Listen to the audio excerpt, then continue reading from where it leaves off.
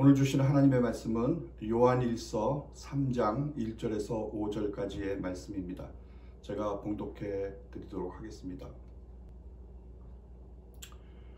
보라, 아버지께서 어떠한 사랑을 우리에게 베푸사 하나님의 자녀라 일컬음을 받게 하셨는가. 우리가 그러하도다. 그러므로 세상이 우리를 알지 못함은 그를 알지 못함이라. 사랑하는 자들아, 우리가 지금은 하나님의 자녀라. 장래에 어떻게 될지는 아직 나타나지 아니하였으나 그가 나타나시면 우리가 그와 같을 줄을 아는 것은 그의 참모습 그대로 볼 것이기 때문이니 주를 향하여 이 소망을 가진 자마다 그의 깨끗하심과 같이 자기를 깨끗하게 하느니라. 죄를 짓는 자마다 불법을 행하나니 죄는 불법이라. 그가 우리 죄를 없애려고 나타나신 것을 너희가 아나니 그에게는 죄가 없느니라. 할렐루야. 오늘은 성탄주일이기 때문에 갈라디아서 강해를 잠시 멈추고 성탄의 의미는 무엇이고 우리는 어디에 관심을 가지고 초점을 맞춰야 되겠는가에 대해서 함께 은혜를 나누겠습니다. 자, 크리스마스가 다가왔습니다. 여러분들 중에 어떤 분은 이 단어가 기쁨과 향수를 불러일으킬지도 모릅니다. 그러나 다른 분들에게는 그냥 그럴 수도 있겠죠. 특히 올해는. 하지만 우리가 이 크리스마스 시즌에 대부분이 공감하는 것이 있다면 하나님의 아들 예수 그리스도가 인류를 구원하시기 위해서 인간의 몸을 입고 이 땅에 태어나셨다라는 것입니다. 그런데 우리는 이 성육신 이야기가 너무나도 익숙해진 나머지 그것에 길들여져 있을지도 모릅니다. 그러나 크리스마스는 우리가 상상하는 것보다 훨씬 더 위대한 사건이고 영광스러운 사건이고 실제적인 사건입니다. 왜냐하면 크리스마스의 진정한 의미는 임마누엘입니다. 하나님이 우리와 함께 하심입니다. 구유에 오신 예수님은 참으로 소외되고 버림받은 사람들에게 주시는 복음이 되셨습니다. 그래서 올해처럼 우리의 마음이 얼어붙은 이 추운 성탄절에는 정말 본래의 성탄의 의미를 되찾아야만 합니다. 그래야 꽁꽁 얼어붙은 우리의 마음속에서 소망의 불길로 타오르기 때문입니다. 오늘날 현대를 살아가는 수많은 사람들은 아마도 이렇게 말하고 살아갑니다. 모든 것은 과학적으로 설명될 수 있다. 모든 것에는 자연적인 근거가 있으며 신은 존재할 수도 있지만 우리는 영영 알 길이 없으므로 있다고 말해서는 안 된다. 자, 그렇다면 그 모든 것에 사랑도 포함이 되어 있을까요? 그런 논리라면 사랑은 단지 생존을 위한 뇌의 화학작용에 불과한 것이 아니겠습니까? 그러나 그 누구도 모든 사랑의 감정이 화학적인 작용일 뿐이라고 느끼면서 살아가지는 않습니다. 이런 관점을 지식적으로는 지지할 수도 있겠죠. 하지만 아무도 그 방식대로 살지는 않습니다. 만약 여러분의 뇌가 지식적으로 말하는데 여러분의 가슴은 다르게 말한다면, 그러니까 머리가 말하는 대로 여러분이 살지를 못하고 계신다면 그것을 크리스마스는 우리의 마음이 본능적으로 알고 있는 바를 말해줍니다.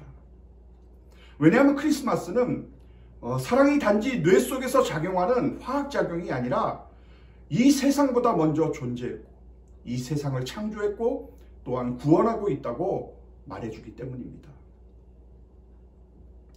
여러분 아시다시피 사랑은 혼자서 할 수 있는 게 아닙니다. 사랑을 하려면 최소한 2명 이상이 되어야 합니다. 그래서 하나님은 한 분이시지만 그분 안에는 3명의 인격이 항상 존재해 왔습니다. 이 세 인격이 서로를 알고 서로를 사랑하며 영원한 기간을 함께 보내신 것입니다. 이 말은 즉 사랑이 세상 이전에 존재했다는 것입니다. 그래서 요한복음 1장 1절에 보면 태초에 말씀이 계시니라. 이 말씀이 하나님과 함께 계셨으니 이 말씀은 곧 하나님이시니라 라고 합니다. 요한은 성경의 다른 어떤 저자보다도 삼위일체에 대해서 더 많이 집중을 하고 있는데 그는 태초라는 표현을 썼습니다. 말하자면 시간이라는 것이 시작이 될 때 이미 말씀과 아버지가 계셨다는 것입니다. 성자와 성부가 함께 태초 이전부터 영원히 함께 하셨다는 겁니다. 그리스도의 말씀이 이미 존재했다고 말하는 거예요. 이 말씀이 하나님과 함께 계셨으니 이 말씀은 곧 하나님이시니라. 그래서 오직 기독교만이 하나님이 그분 자체로 이미 공동체이자 사랑이라고 말하고 있습니다. 그리고 그 사랑이 세상을 구원하고 있는 중입니다. 그러므로 사랑은 화학작용이 아니라 세상에 이전에 있었고 이 세상을 만들었고 또한 지금도 세상을 계속해서 구원하고 있는 것입니다. 여러분, 하나님이 왜 이 지구에 오셔야만 했을까요? 왜 이런 말도 안 되는 고통을 보고 듣고 맛보고 만져야만 했을까요? 그것이 크리스마스, 즉 하나님과 영원전부터 함께 계셨던 그 삼위 가운데 제2위이신 성자 예수님이 인간의 몸을 입고 성육신하신 성탄의 의미이기 때문에 저는 오늘 그것에 대해서 말씀을 드리려고 하는 것입니다. 오늘 본문인 요한일서 3장은 왜 성탄절이 발생했는지를, 왜 영원하신 하나님의 아들이 인간의 육신을 입고 오셨는지를 두 번이나 언급을 합니다. 먼저 1절을 보겠습니다. 보라, 아버지께서 어떠한 사랑을 우리에게 베푸사 하나님의 자녀라 일컬음을 받게 하셨는가. 우리가 그러하도다. 그러므로 세상이 우리를 알지 못함은 그를 알지 못함이라. 하나님께서 예수님을 이 땅에 보내신, 즉 성육신 하시게 하신 그 첫 번째 이유는 우리를 하나님의 자녀가 되게 하기 위해서입니다. 여러분, 우리를 하나님의 자녀라 일컬음을 받게 하셨다라는 말의 의미는 우리가 하나님의 자녀였는데 그렇게 불리지 않았기 때문에 그렇게 불러주셨다라는 의미가 아닙니다. 하나님이 우리를 자녀로 부르셨다는 건 자녀로 만드셨다는 겁니다. 그러니까 하나님의 부르심이 우리를 자녀로 만드는데 이것을 바로 거듭남이라고 합니다. 그래서 거듭남은 새 생명, 곧 예수님의 생명으로 다시 태어나는 것입니다. 예수님의 피로 죄 씻음을 받고 성령의 역사로 우리가 예수님의 십자가 구속의 은혜를 깨닫고 우리의 죄를 회개하고 예수님을 구주로 영접할 때 우리는 예수님의 생명으로 다시 태어나는 것입니다. 그러면 거듭남이 예수님의 탄생과 어떤 관련이 있나요? 말씀이 육신이 되어 우리 가운데 거하심에 우리가 그의 영광을 보니 아버지의 독생자의 영광이요 은혜와 진리가 충만하더라. 그러니까 이 성육신의 사건이 나의 거듭남, 나의 하나님과 그 자녀됨과 무슨 관계가 있느냐는 것이죠. 왜 굳이 내가 거듭나기 위해서 하나님의 아들께서 성육신을 하셔서 정말 하나님께 완전히 순종하시고 십자가에서 죽으실 필요가 있었겠는가? 그것은 거듭남과 이를 통해서 얻는 믿음과 칭의와 성화와 최종적으로 그리스도를 닮는 것은 성육신이 없이는 불가능하기 때문이라는 것입니다. 고린도후서 4장 6절에 보면 어두운 데에 빛이 비치라 말씀하셨던 그 하나님께서 예수 그리스도의 얼굴에 있는 하나님의 영광을 아는 빛을 우리 마음에 비추셨느니라 라고 말씀합니다. 여러분, 이 말씀은 거듭남의 목표를 우리에게 가르쳐 주시는 말씀입니다. 그러니까 거듭남의 목표는 성육신하신 예수 그리스도에 대한 믿음을 일으키는 겁니다. 즉 우리의 눈을 열어서 못 박히신 그리스도의 영광을 보게 하는 것입니다. 근데 그분이 인간이 아니라면 십자가에 달리실 수가 없잖아요. 그래서 요한일서 5장 1절을 보면 예수께서 그리스도이심을 믿는 자마다 하나님께로부터 난 자니 또한 낳으신 이를 사랑하는 자마다 그에게서 난 자를 사랑하느니라. 무슨 말씀이죠? 그 어느 누구라도 성육신하시고 역사 속에 존재하신 나사렛 출신의 유대인 선생이 메시아요 하나님의 아들이신 그리스도라고 믿는 자는 그들은 모두 하나님께로 난 자들이라는 겁니다. 하나님의 자녀라는 것이죠. 이것이 바로 거듭남의 핵심인데, 여러분이 그것을 믿는다면 그 거듭남이 그 믿음을 일으킨 것입니다. 그래서 거듭남은 예수님께 집중하게 하고 예수님께로 눈이 열리는 것입니다. 그러나 이렇게 예배를 드리고 있는데도 예수님에 대한 감동이 없고 그저 지루한 역사상의 인물에 불과하고 석가모니나 마호메트와 다를 게 없다면 그러면 여러분은 거듭나지를 않은 거예요. 그러나 거듭나면 그 순간 다 바뀝니다. 예수님이 여러분의 전부가 되는 것입니다. 우리는 그런 일이 일어나야 합니다. 우리가 거듭나야 성령이 우리 심령을 살리시고 눈먼 눈을 여십니다. 믿는 자마다 하나님께로부터 난 자니라는 말씀은 이것은 거듭남의 역할입니다. 믿게 해주는 것이죠. 거듭나게 하는 것 안에서 성령은 우리를 이끌어서 그리스도와 연결되게 하시고 그래서 그분의 생명이 우리의 생명이 되는 것입니다.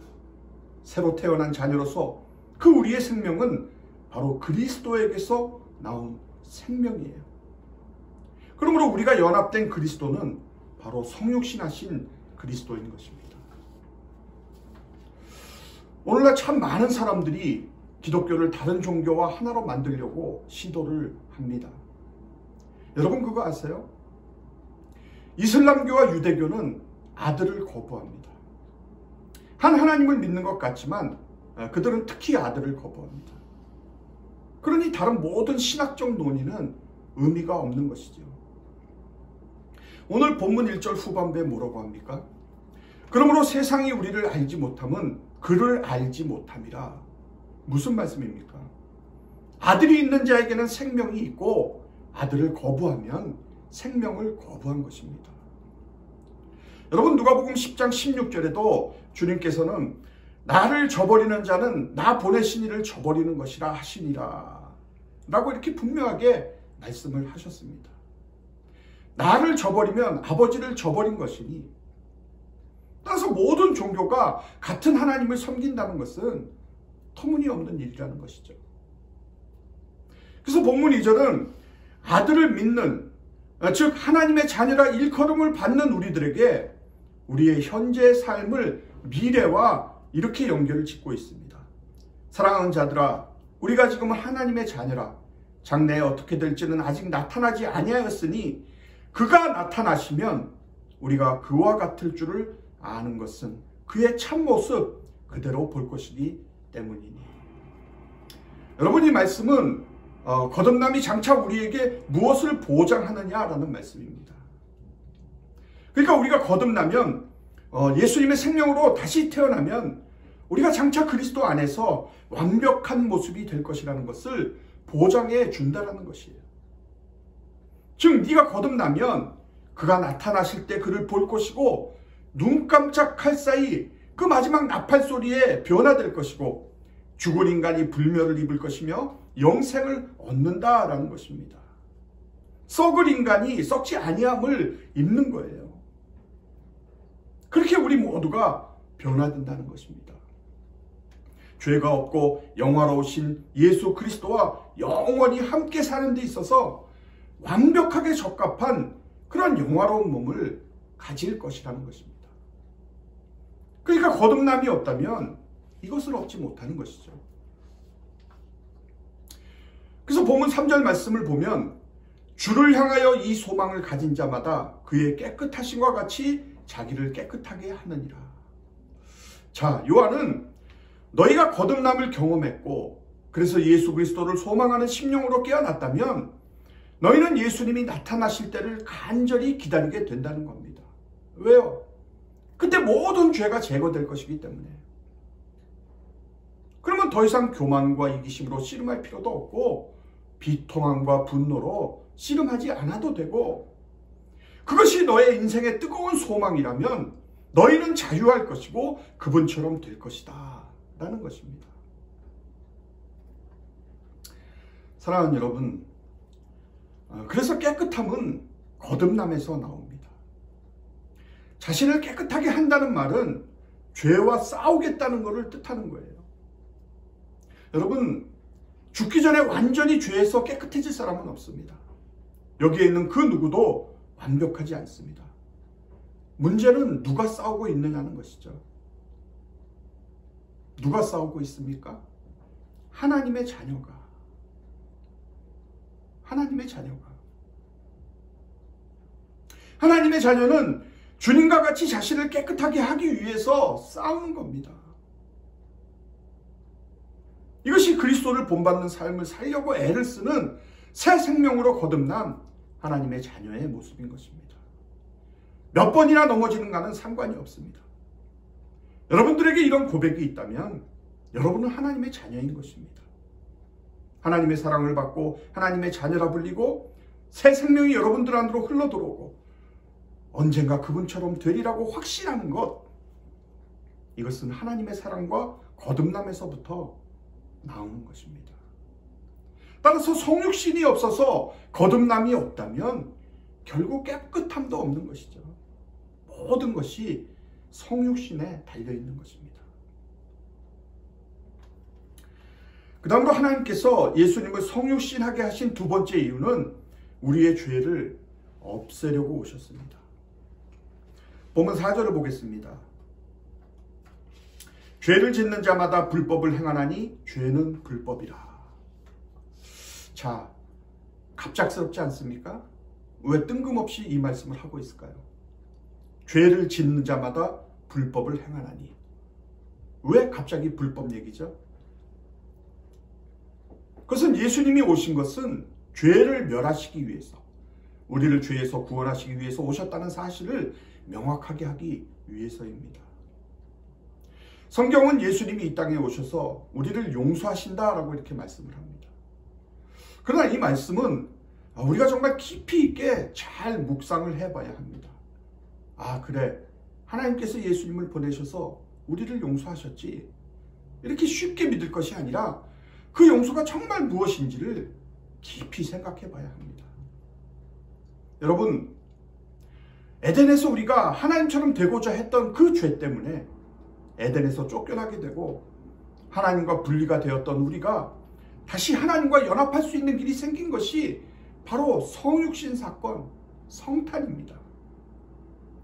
우리 죄를 대신해서 그 죄의 값을 치르려고 인간의 몸을 입고 예수님은 이 땅에 오셨습니다. 그래서 본문 5절을 보면 그가 우리 죄를 없애려고 나타나신 것을 너희가 아나니 그에게는 죄가 없느니라. 즉 성육신을 통해서 우리가 받을 수 있는 은혜는 속죄양 대신 그 어린 양의 은혜입니다. 예수 그리스도는 우리 죄를 위해서 세상에 오신 속죄양이었습니다. 죄를 위해서 제사 지낼 때 필요한 제물이 바로 속죄양, 어린 양 아닙니까? 화목제물이 무슨 의미입니까? 하나님의 진노와 심판을 제거한다는 말이죠. 예수님이 저와 여러분을 위해서 진노를 받으신 겁니다. 정말 성육신 없이는 일어날 수가 없는 일이지요. 세례 요한은 예수님을 보고 보라, 세상 죄를 지고 가는 하나님의 어린 양이로다 라고 했습니다. 마태복음 1장 21절에도 이런 말씀이 있습니다. 아들을 낳으리니 이름을 예수라 하라. 이는 그가 자기 백성을 그들의 죄에서 구원할 자이심이라 하니라. 그러니까 예수님이 세상에 오신 궁극적인 목적은 그가 친히 십자가에서 죽으시고 우리를 죄에서 건지시기 위해서였습니다. 이 어린 양 예수님으로 우리는 장차 주님을 다시 보게 되는 것입니다. 이게 바로 성탄의 은혜인 것입니다. 사랑하는 성도 여러분, 여기 큰 짐이 있는데 그 아래로 자신을 넣으려고 짐 아래로 몸을 굽히는 인간을 한번 그려보십시오. 짐을 들어 올리기 위해서는 몸을 굽혀야 합니다. 죄로 인해 폐허가 되고 죄로 인해 저주받은 이 세상을 구원하기 위해서는 하나님의 아들이 사람이 되셔서 이 죄 많은 세상 밑으로 내려오셔서 마치 무거운 짐을 들어올리기 위해서 짐 밑으로 들어가서 어깨에 짐을 받치고 들어올리려고 일어서는 사람과 같은 역할을 바로 우리 예수님이 하시려고 오셨다는 것입니다. 바로 우리의 죄의 짐을 그가 친히 지시고 일어서기 위해서 사람의 몸을 입고 세상에 오셨고 우리를 위하여 십자가의 제물이 되신 것입니다. 그러므로 성육신 없이 크리스마스 없이 모든 게 불가능한 사건이었습니다. 거듭남은 물론이고 믿음도 불가능합니다. 의롭다 함도 불가능하고 주님을 닮게 되는 것도 불가능합니다. 그래서 크리스마스는 중요합니다. 세상이 알지 못하는 이유로 중요한 것입니다. 얼마나 영광스러운지요.